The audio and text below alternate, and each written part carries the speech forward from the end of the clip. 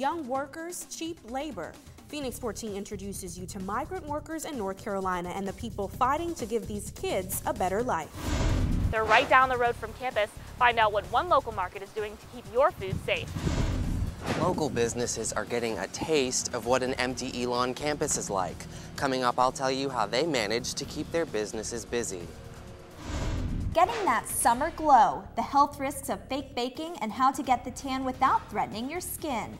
Good evening, Elon. I'm Jasmine Spencer. And I'm Mallory Lane. Phoenix 14 News starts right now.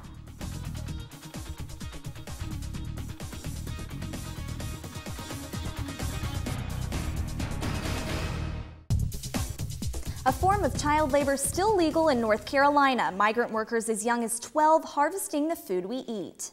Good evening and thanks for joining us. Members from the Association of Farm Worker Opportunities program came to Elon to spread a message that many students don't hear much about. Most Elon students grew up attending day school, but some kids in the eastern part of the state are hard at work on a farm during the day. David Hodges is here to tell us about this different lifestyle. David? In rural Dunn, North Carolina, farming pushes the economy, and the people who push the farms are migrant workers, many of them bringing children who work right alongside their parents. I found one church that equips them with tools for school instead of the farm. So who is picking our food? Are there children picking our food? Yes, there are. Children working in the fields, then coming home to this, a migrant worker camp. A line of sinks to wash clothes in, a hole in the wall to drain the shower, and only a couple of fans to keep things cool. Children as young as 12 have no limits on work hours. This truck moves 70 people. Father Tony's Episcopal Farm Workers Ministry provides the extra support they need. We distribute blankets, towels, and shower bags to each one, and they feel very happy. This trailer is full of supplies for the nearly 5,000 migrant workers that will be coming here in the next few months. There's blankets and sheets for the beds at camp, stuffed animals sometimes used for play, and sometimes used for pillows. But maybe most importantly, it's school supplies for children who have the chance to work in the classroom instead of the fields. You want to have a different style of life, study. 14-month-old Anthony was born in Tampa, Florida, but is being enrolled at Migrant Day School here in Sampson County.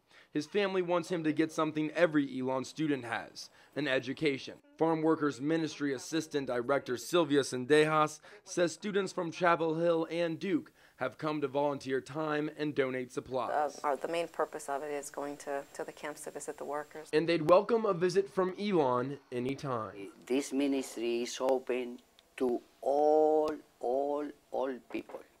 David Hodges, Phoenix 14 News. To give Father Tony a hand and learn about the life of a migrant farm worker, visit episcopalfarmworkerministry.org.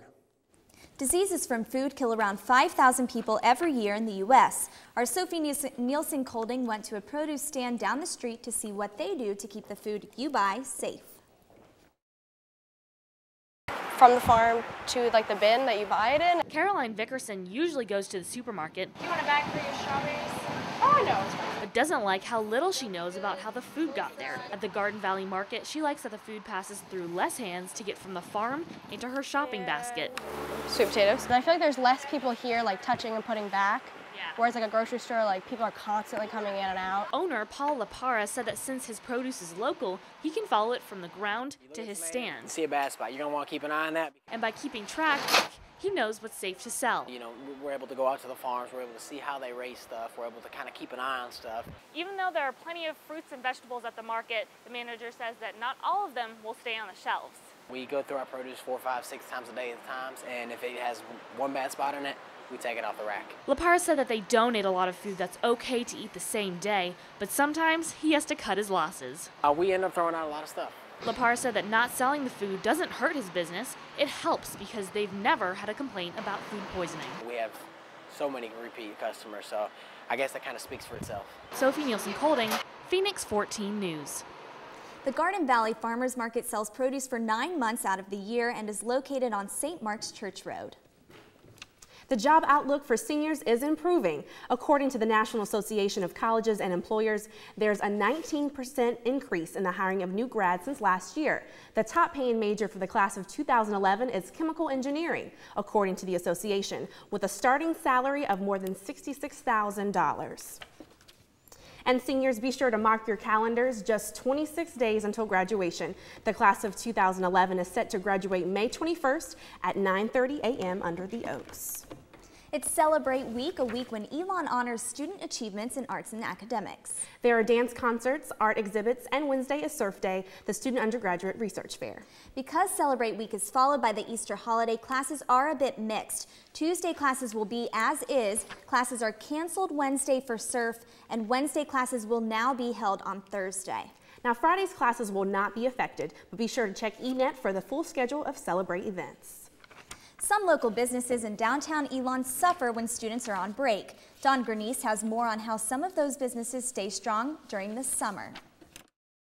An almost empty campus, an almost empty downtown Elon. When students go home for breaks, it leaves local businesses without some of their key customers. Students are great customers. All That Jazz is in its third year at their Elon location. To keep customers year-round, they've started online sales. This will actually be only our second summer with the internet, and so I am hoping that that is going to continue through the summer and stuff, and I think it will. I think we will see a really good increase. While the Greek store next door has a full plate of customers today, the tables here at Town Table are mostly empty.